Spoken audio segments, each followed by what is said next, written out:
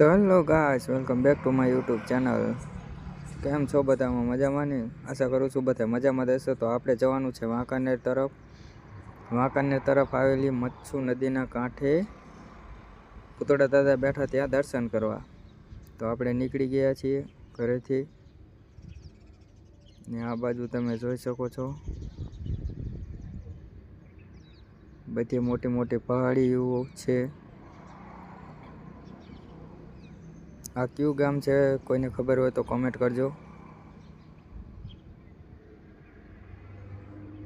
ને આ બાજુ કારખાનાના ધુમાડા પણ નીકળતા હતા, તમે જોઈ શકો છો. કોક કારખાના ચાલુ છે ને બીજા બધા બંધ હતા. ને આ બાજુ હતો HP નો એક પેટ્રોલ પંપ.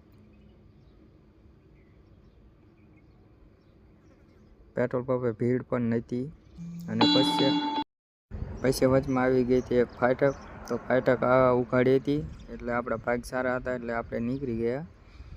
પછી આવી ગયા આપણે રફ રસ્તે ચડ્યા પણ રસ્તો બંધ હતો એટલે આપણે નીકળવાનું હતું પાછું. વચમાં એક બાવરો પડી ગયો હતો, ત્યાંથી પાછા વળીને આપણે આવી ગયા મચ્છુ નદી અને આ છે તેનો ડેમ, તમે જોઈ શકો છો. પછી ફાઇનલી આપણે પહોંચી ગયા આપણે જ્યાં પગે લાગવા જવાનું હતું ત્યાં. ભારું નહોતું એટલે આપણે ગૂગલ મેપના રસ્તે આવતા હતા એટલે 2-3 જગ્યાએ આપણે પાછું વળવું પડ્યું. ને ફાઇનલી આવી ગયા આપણે પુતળા દાદાએ, તમે જોઈ શકો છો. આ છે વીર માંગણાવાળા જે અહીંયા બેઠા છે, પુતળા દાદા તરીકે ઓળખાય છે. અને પથરી થયો હતો તે મટાડવાનું કામ કરે છે, તમે જોઈ શકો છો. પછી આપણે આવી ગયા પહેલાં પગે લાગીને ઉપર દર્શન કરવા માટે, તમે જોઈ શકો છો. અને પછી આપણે નારિયેળને એવું વધેરીને નીકળી ગયા આપણે પાછા ઘર તરફ જવા માટે. તો આ બાજુ કારખાનું બનતું હતું પણ અત્યારે ગેસના ભાવ વધારે છે એટલે કારખાનું પણ બંધ હતું, તમે જોઈ શકો છો. આ કારખાનું પણ અત્યારે બંધ છે.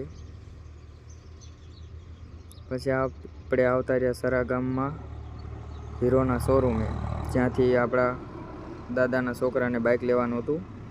તો આપણે આવતા રહ્યા હતા સરામાં. આજનો વિડીયો કેવો